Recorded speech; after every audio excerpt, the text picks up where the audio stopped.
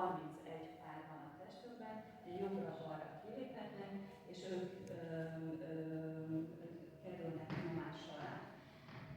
Ő aztán tovább megy, és a hátalsó szakaszában érezzük a fájdalmat, érezhetjük a farban a fájdalmat, a comb hátsó felén, és a tér felett pedig jobbra-balra két irányban le fog szállni ez az ideg. Tehát van, aki arra panaszkodik, hogy a belső lábikrájánál érzi, van, aki a külső lábikrájánál.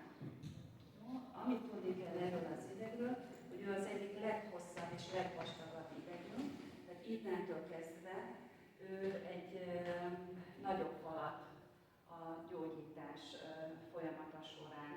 Mert hogy ha fáj, akkor igen tud fájni. Jó? Nem tudom, van már, aki találkozott ezzel a lumbago ischiász diagnózissal?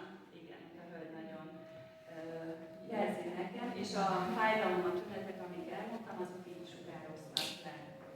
Jó, akkor menjünk, hogy érjük a végére a gerinc szakasznak, menjünk a szakrális szakasz, amiről beszéltem, hogy ez 5 csíkolya, az már ugye összecsontosodik, és gyakorlatilag ugye 5 S-sel jelölik, és 1-től 5-ig láthatjuk ezt a diagnózison. Aki elmegy MRI felvételre, és lumbális területet kér, általában nézik azt is, hogy a lumbál 5 és a szakrál 1, szakrál 2, az hogyan kapcsolódik egymáshoz.